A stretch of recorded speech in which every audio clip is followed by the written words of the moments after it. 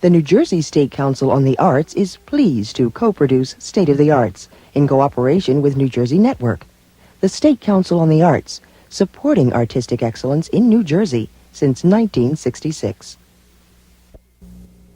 I did what I wanted to do. I'm 87 years old, and I tell myself one of the reasons why I've lived as long as I have is that I still haven't done all the things I wanted to do.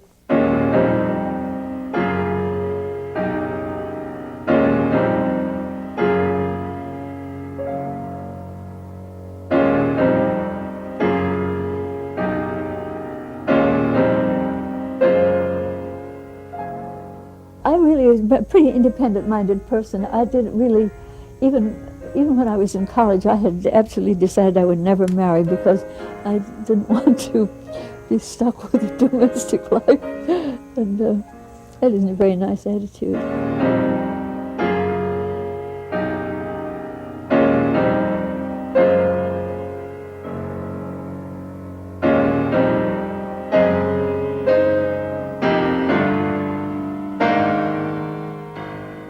When I was married to Ben, I behaved pretty much as a very good wife, I think. Not the best in the world, but, I kept the house fairly clean and things of that sort. I took good care of the kids. I was going to be a painter. I had done a great deal of painting before I did any illustration. Then when I was in Cleveland, I did a lot of lithography and etching. And had I not married Ben, I would have gone ahead as a painter. And a long time ago, but I do not regret it at all because I loved being an illustrator and I loved Ben's work, and I think I meant something to him too. And I know, in other words, I felt part of his career as he was part of mine.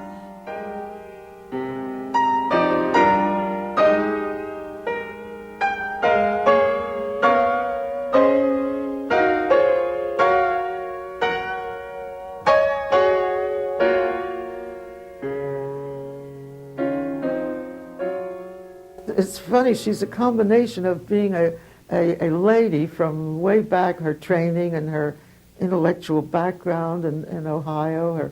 Her family, her mother and grandmother, I think, were college professors out there.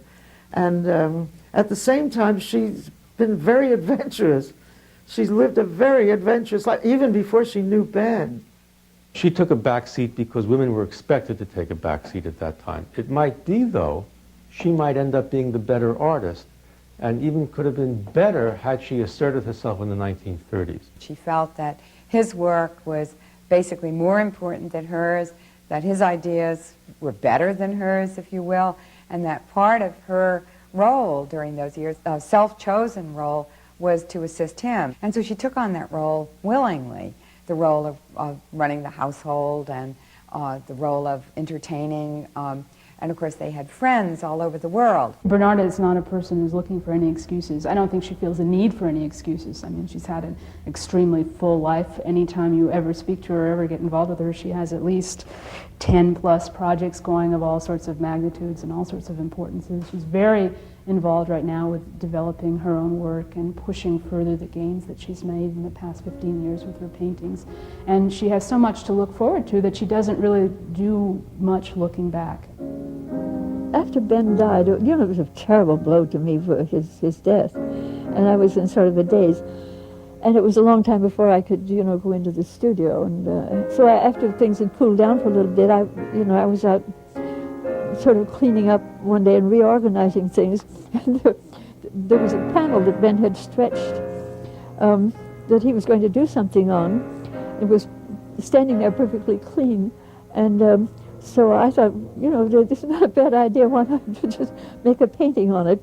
So I did, and I just went right back to painting.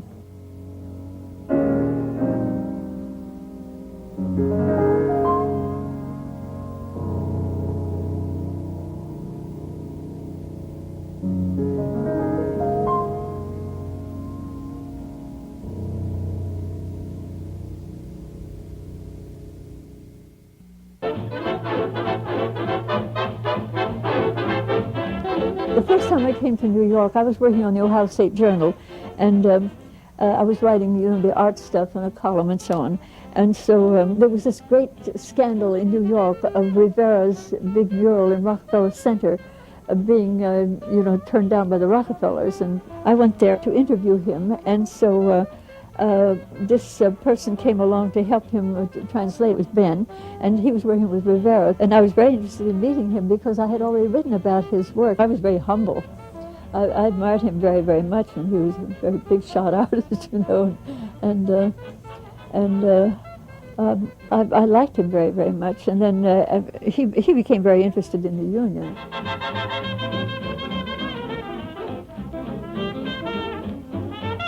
Unionism was very big at that point. And I attended a meeting of something called the Unemployed Artists Association, and by the time of the meeting was over, I'd been nominated the head of the organization, and somebody said, well, what if we strike? Nobody will care. So we said, well, let's become a union anyway. It sounds pretty good. The 30s, it's a very unique time. A lot of artists really were caught up with the idea that the work that they did would influence the problems of society. When she worked with the WPA, she and the other artists that were involved were really excited, that really felt that they were making a contribution to American culture and American ideals that no one else had really ever had a chance to do. In 1932, Shahn was given a Leica camera, and this camera was used throughout the 30s when he went to work for the Farm Security Administration. He took over 6,000 photographs in the South and in the Middle West. He had a right-angle viewfinder on his camera so that he could face one way and the lens would be looking over to the right. So he could get candid shots of people who didn't know that they were being photographed.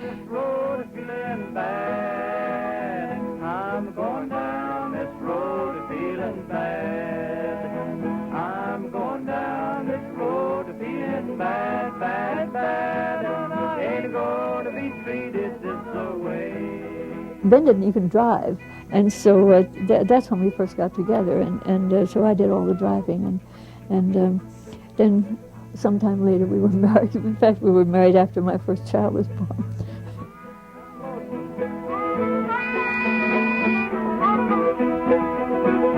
I'm going where the water tastes like wine. I'm going where the water tastes like wine. I'm going where the water tastes like wine, wine, wine. And I ain't gonna be treated this way.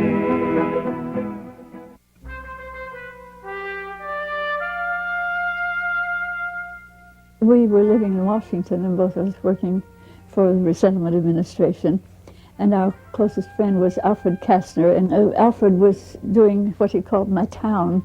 That was this town of Roosevelt. And he said to Ben, you wanted to do a fresco mural, why don't you do it in my town?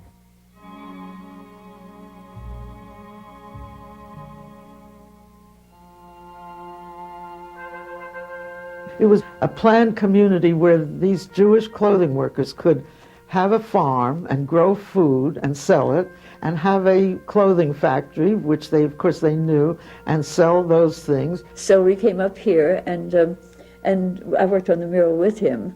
And now Ben's concept of this mural was the people here also came from very much the same place from which he had come. And many of them were from Lithuania, Russia, Poland, and so on and so forth, the garment workers.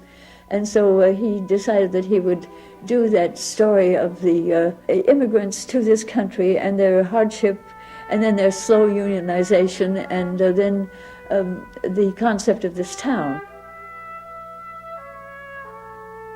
The clothing factory missed the first season, and so they kind of went broke, and the farmers didn't really know how to farm. And the government finally gave up and sold off the houses to the residents if they wanted to buy them. There was a wonderful headline in the New York Times that went, "Dreamtown goes bust," and the Dreamtown that went bust was this community.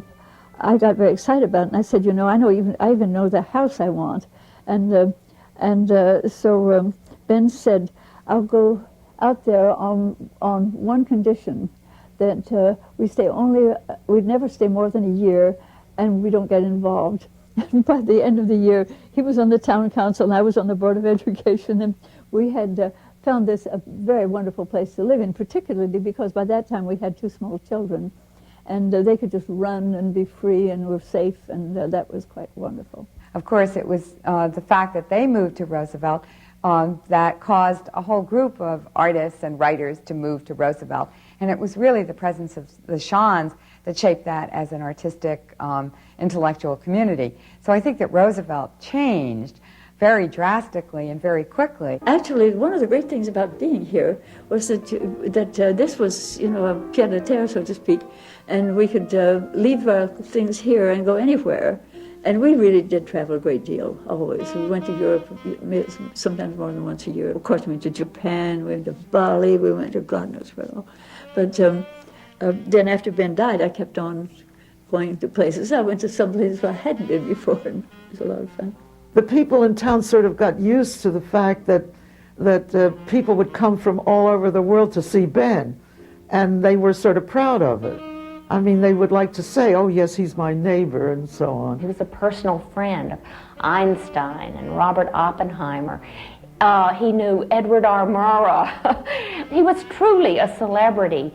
But when you would be around him, he was a very inviting person. Ben was totally different from everyone else. I mean, he wasn't a clothing worker, he was an artist.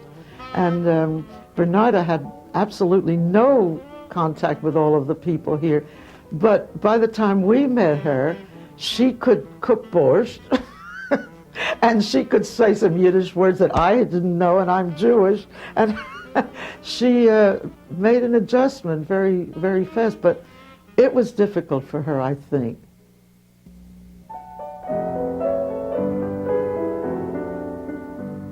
Ben was commuting to New York, and he was still in the Office of War Information, and he would leave at 6 o'clock in the morning for New York, and at that point, I didn't have very much rapport with the people here. I liked them very, very much, but you can like people very, very much and still, you know, not have anybody to talk to. And so I was feeling as though I had lost all articulation with the world, so to speak. I wasn't a part of anything going on.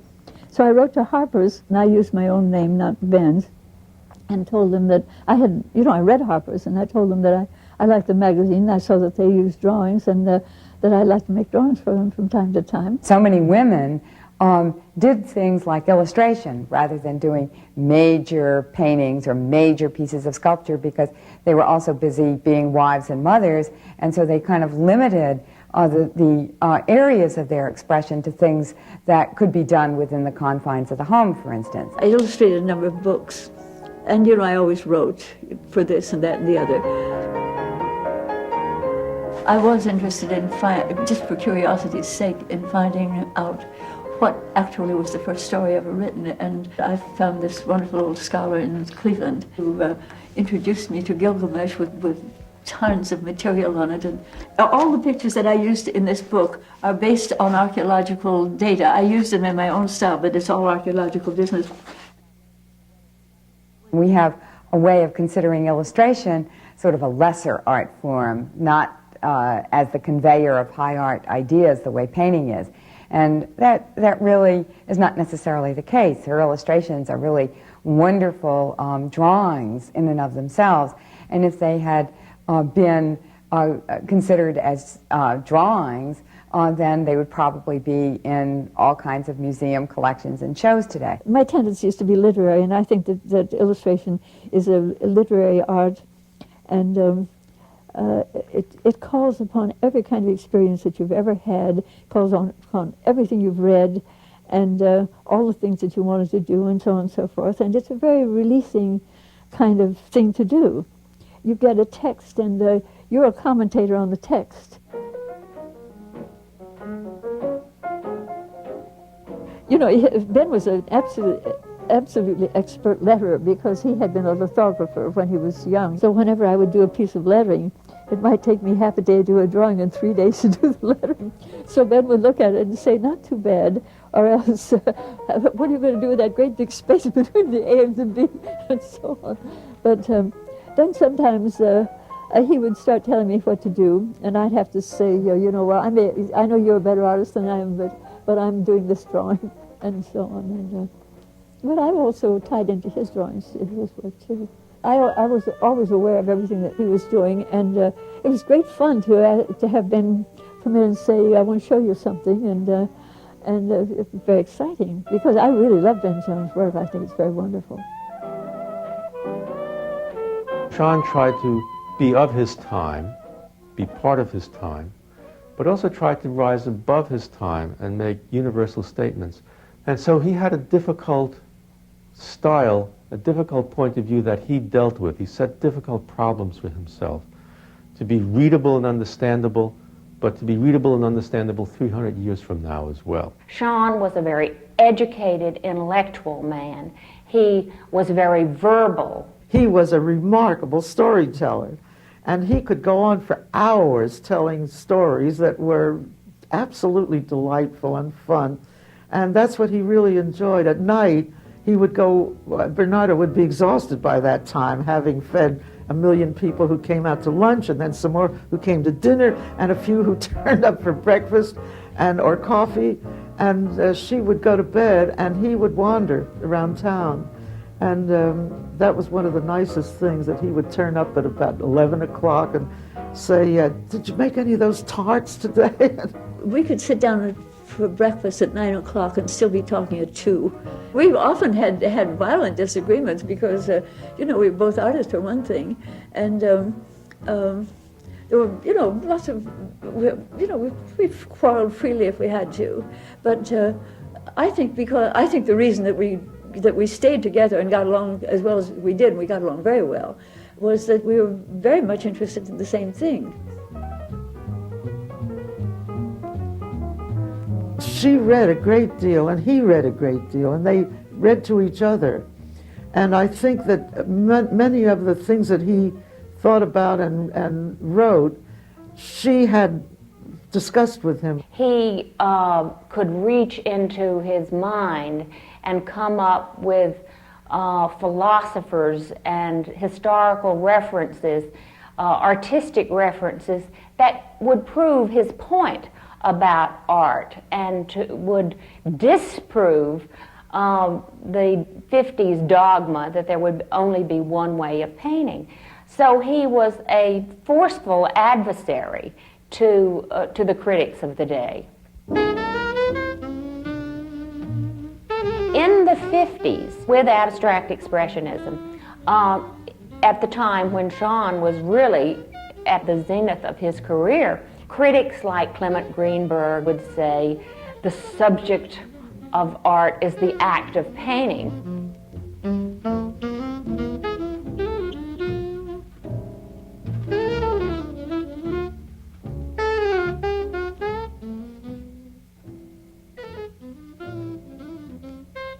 Clement Greenberg hated Ben. One of the things that he wrote about him was that the people who ought to be, hating Ben Shahn, his pictures are on their walls. This was unforgivable to Clement Greenberg.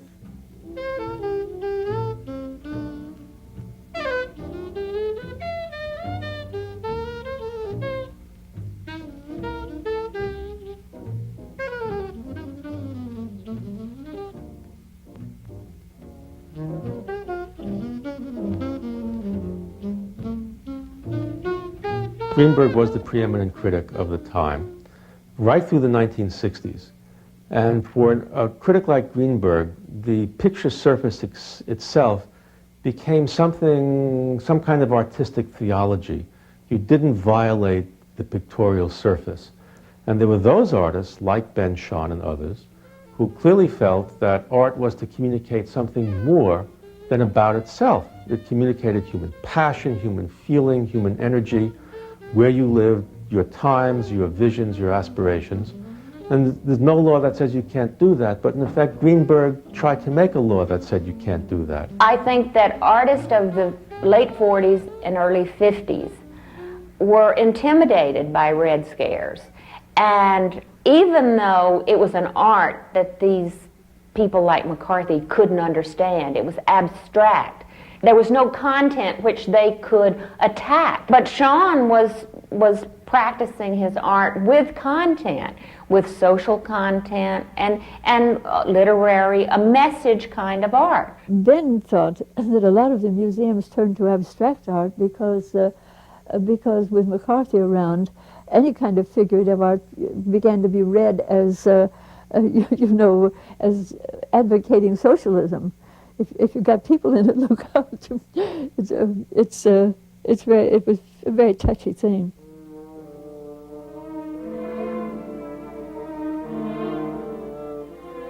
Shahn was asked to testify before the House Un-American Activities Committee.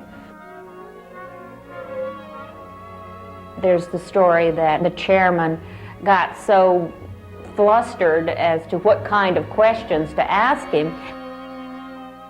He asked him to explain modern art in probably 10 words or less. And Shahn very graciously turned this aside and gave him a copy of a magazine which the Department of State was sending out at that time through its cultural affairs offices all over the world, which featured the work of Shahn. They came to visit me once Ben wasn't here. The FBI came to the door. I invited them in. I told them to sit down. What do they want? And so they told me. And they asked me all kinds of questions. And they were little secret questions about my friends and so on and so forth. And so we talked for about 3/4 of an hour. And then when we were all through, I said, there's one thing I just want to caution you. Nothing that I've told you is to be held in secret. Everything is perfectly open. I was so taken aback because I wasn't going to tell anything that these stupid people were asking. They were both of them moronic, sort of little high school boys. But, we were mad about it and angry, and we were very upset about our friends, but it wasn't going to do anything to us. If you're an artist, you're going to do your work anyway, and it didn't make any difference.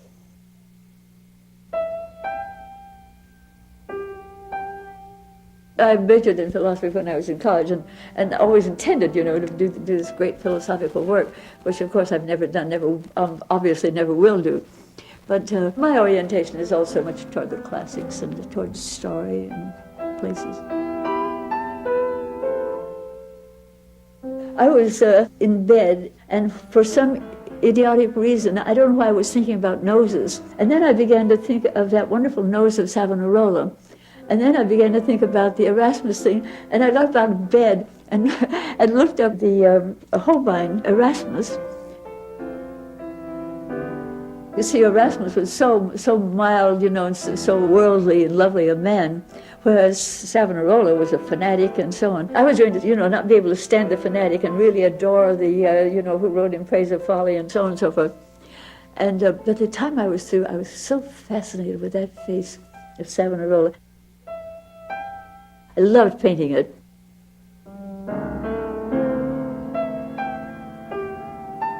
I didn't have a model, and it was a nice day, and I wanted to paint a nude.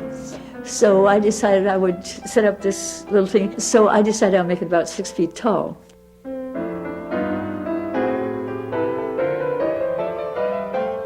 But all the time I painted on it, I began to realize that if you put it in this position, it's tragic. If you put it in this position, it's happy, and so on and so forth.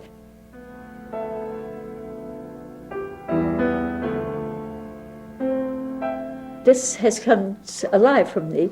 And then I thought to myself, well, it's as though this being trapped inside this wooden thing, and and the tragedy of it is that this person is trapped inside this wooden thing. Then I got to thinking, well, really, in a way, everybody is trapped inside a wooden thing, which is all the conventions and all his bad habits and so on and so forth. So that one little image begins to expand, and of course nobody else will see that in the painting, but that's what I do it for. It's a lot of fun. There's a fascination with her imagery, and there's also a fascination with her skill. Bernarda has tackled head-on some of the problems of, for instance, being a figurative artist, and she's felt very strongly that sometimes if she were to do a very specific person there, that there would be all sorts of associations in the viewer's mind. And I think what she wants to do is to fuse that a bit her interest in often using draped figures does that, because it gives it an anonymity in a way, but it also gives it a universality. It starts in the children's book illustration, really. The interest in almost a surrealistic kind of image, a fantasy image that moves beyond representation of the real world into using the figure and to using a sort of super real style to convey more psychological, metaphorical kinds of images. And certainly that's what's emerged in the paintings of these last 15 years or so. When you're painting, you have a sense of magic, because something that you wanted to have happen that appears that you've done, but it appears on the canvas, and that's kind of exciting. And then sometimes something appears on your, in fact, very frequently, something emerges on your canvas that you did not anticipate, and you drop everything and start exploring the thing that you see that's happening on your canvas. That's the real joy of painting, is that it's an exploration. You know, you get great ideas when you're working, because, you know, the general idea of Narcissus is that he fell in love with himself, and this is supposed to be the prime example of vanity.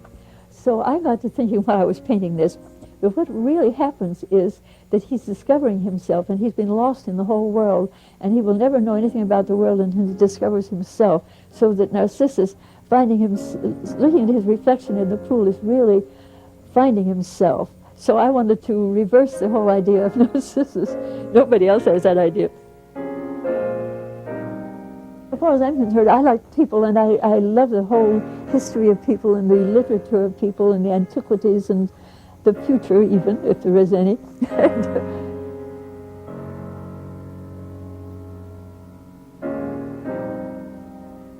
I think one of the reasons why I'm fairly healthy is because I really look at my life in terms of the future. There's so many things I want to do, including that great philosophy that I'll never write.